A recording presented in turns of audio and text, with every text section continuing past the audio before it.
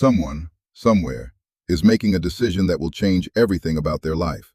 They're not at a crossroads, not having some dramatic epiphany.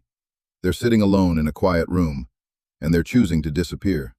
Not forever, just long enough. This is what people who have radically transformed their lives have in common, and it has almost nothing to do with motivation, discipline, or any of the things you've been told matter. It has to do with a principle so ancient it predates civilization itself, and yet modern neuroscience is only now beginning to understand why it works. It's called cave mode.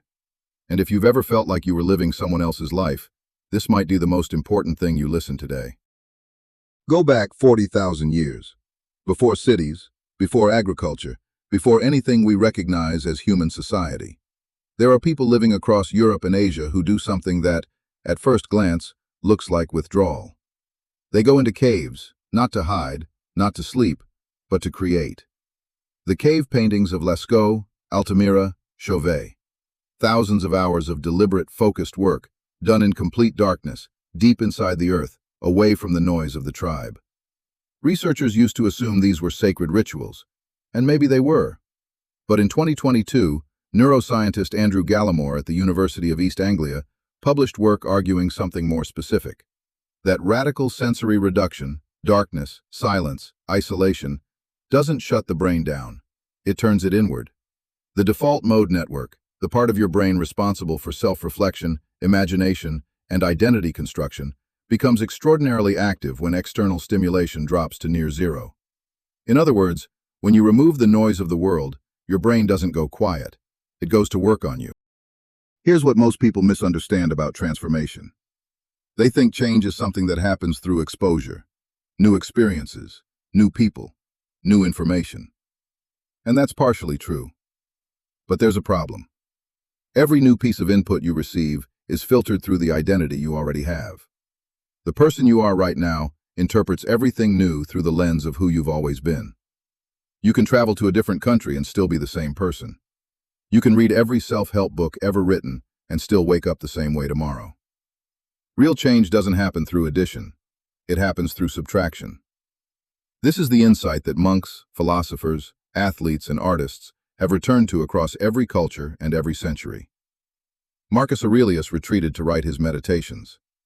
Newton isolated himself during the plague years of 1665 and invented calculus, the laws of motion, and the theory of gravity in 18 months. Alone, in a farmhouse, with nowhere else to be. But here's what nobody tells you about these stories. The isolation wasn't the side effect of the work. It was the mechanism. In 2016, Cal Newport at Georgetown University published research that defined what he called deep work, the ability to focus without distraction on cognitively demanding tasks. His finding wasn't that some people are more disciplined than others. It was that the capacity for deep focus is almost entirely environmental. Strip away the interruptions, the social obligations, the low-grade noise of modern life, and nearly anyone can access a level of thinking they didn't know they had. Newport's data showed something that surprised even him. The average professional in a modern office environment does fewer than 3 hours of focused, cognitively productive work per day. The rest, meetings, emails, notifications, social performance, is noise that feels like work, but produces almost nothing of lasting value. 3 hours. Out of a 16-hour waking day, which means most people are living on 13 hours of static and 3 hours of signal. And they're wondering why nothing changes. Cave mode is the deliberate, structured decision to reverse that ratio. It's not a vacation. It's not a detox. It is a defined period, anywhere from 2 weeks to 6 months, in which you radically reduce your exposure to the external world and redirect that energy toward one specific version of yourself you are trying to build. Here's how it actually works. The first thing you do is identify the target. Not a vague aspiration, but a specific, concrete output. A business launched, a body rebuilt, a skill developed to a professional level, a manuscript finished. You enter the cave with a purpose, not just an escape. The second thing is elimination, not optimization. This isn't about managing your time better. It's about removing entire categories of consumption from your life. Social media, news, unnecessary socializing, entertainment that gives you nothing back. Not forever, just for the duration. You are not trying to become a monk permanently. You are trying to remove every force that is currently pulling you back toward who you already are. The third thing is the hardest, and this is where most people fail before they even begin. You have to be willing to disappoint people. Cave mode means becoming temporarily unavailable to friends, to family, to the social obligations that have quietly become the architecture of your life. This isn't cruelty, it's necessity. Every hour you spend managing other people's expectations of you is an hour you are not spending becoming who you need to be. There's a reason this feels dangerous, and it's worth naming it directly. In 2019, researchers at Harvard, including Robert Waldinger, who directs the longest-running study on adult happiness ever conducted, confirmed what decades of data had already suggested. Our sense of identity is almost entirely socially constructed. Who you believe yourself to be is a story that your relationships constantly reinforce. The people around you know you as a certain kind of person. They treat you that way, and you become that person again every single day because of it. This is not a flaw in human nature. It's a feature. Social coherence is what allowed our species to survive. But it also means that real transformation, the kind that rewrites who you are at the level of identity, not just behavior, almost always requires a period of social distance. Not because other people are bad for you, but because they are holding a mirror that reflects the old you. And you need, for a while, to stop looking at it. The people who have done this, genuinely done it, describe the experience in surprisingly similar terms. The first week is disorienting. The noise you thought was outside turns out to be inside.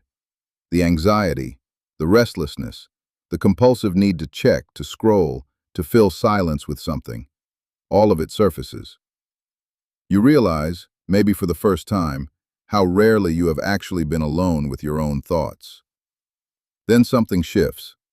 It's not dramatic, it's quiet. You start to hear what you actually want, underneath everything you've been told you should want. You start to see clearly which parts of your life you chose, and which parts simply accumulated without your awareness. You begin to work, really work, with a focus you forgot you were capable of. And somewhere in that silence, the version of you that you've been postponing starts to become real. Think about where you are right now. Not physically, inside. There is a version of your life that you have been circling for months, maybe years. A version where you are doing work that actually matters to you. Where you are the person you know you could be, if you could just get some distance from everything pulling you sideways. That version doesn't require luck. It doesn't require a dramatic external event. It requires one decision. The decision to go in. You don't need permission. You don't need perfect conditions. You need a clear target, a defined period, and the willingness to become temporarily unreachable to the life that has kept you exactly where you are. Most people will never do this. Not because it's too hard, but because it requires admitting, clearly and without comfort, that the life you have right now is partly the result of never having stopped long enough to choose differently. The cave is waiting. The question is whether you're ready to enter it. If this made you think, share it with someone who needs to hear it. Sometimes the right idea finds the right person at the right moment. And if you want more ideas that actually change how you see things, subscribe. We'll be here every time you're ready to go deeper.